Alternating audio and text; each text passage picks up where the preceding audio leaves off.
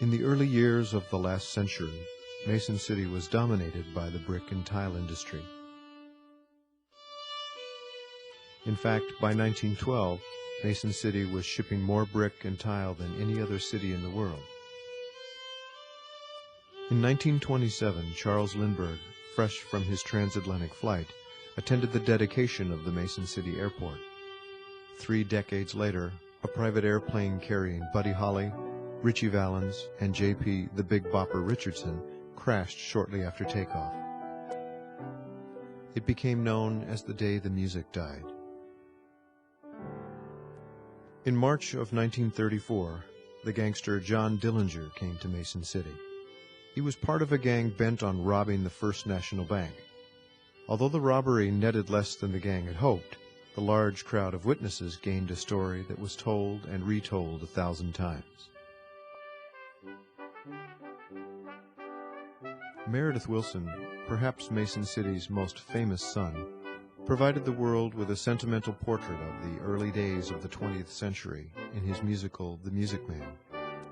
Although best known for that work, he was an accomplished musician, performing in John Philip Sousa's band and the New York Philharmonic Orchestra. Early in his Hollywood career, he composed the score for the Charlie Chaplin classic, The Great Dictator. Today, his legacy is celebrated in the Music Man Square, a 1912 River City streetscape.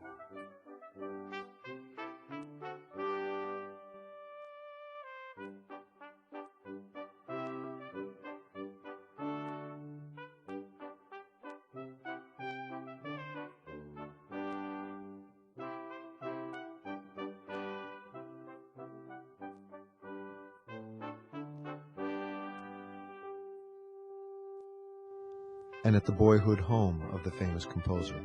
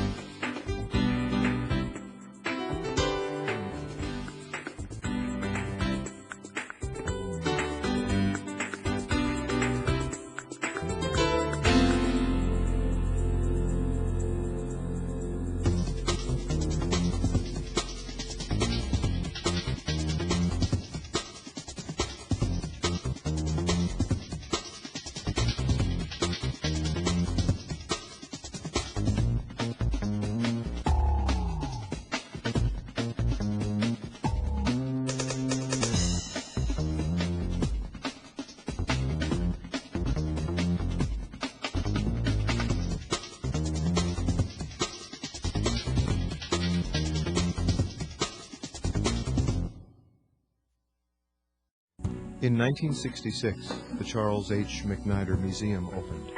Named for one of Mason City's most successful citizens, the museum is home to one of the nation's best collections of American art.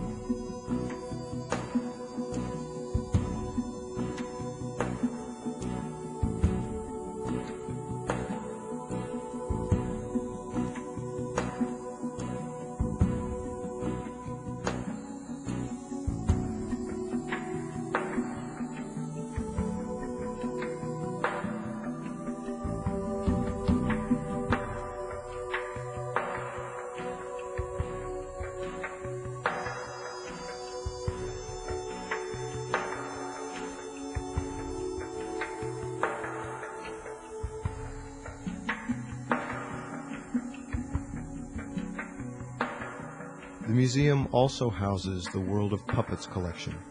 The puppets are the work of renowned puppeteer Bill Baird, a graduate of Mason City High School.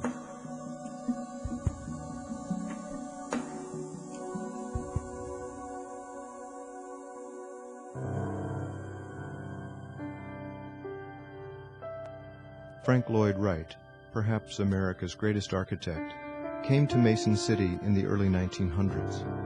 He designed 3 buildings here: the City National Bank, the Park Inn Hotel, and the private residence of Dr. G.C. Stockman.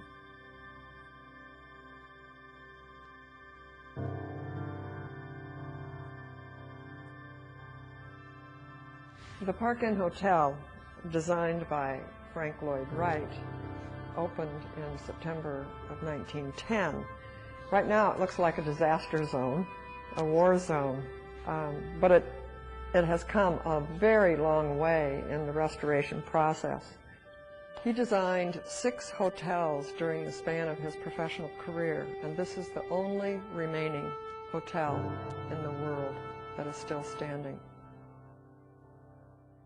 And one of the types of architecture that he championed was the Prairie School.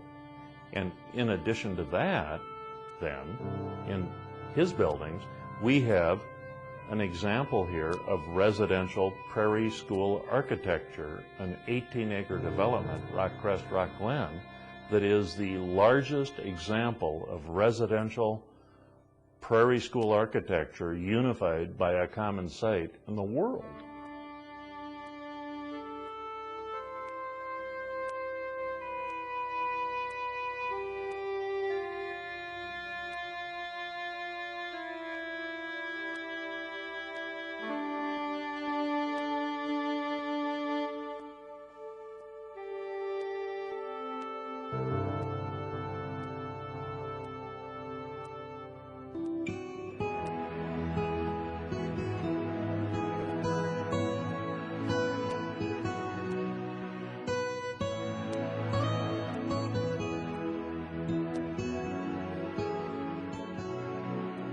If you like a population area like we have here in North Iowa, what a great place to live. I mean, I can't think of a better one.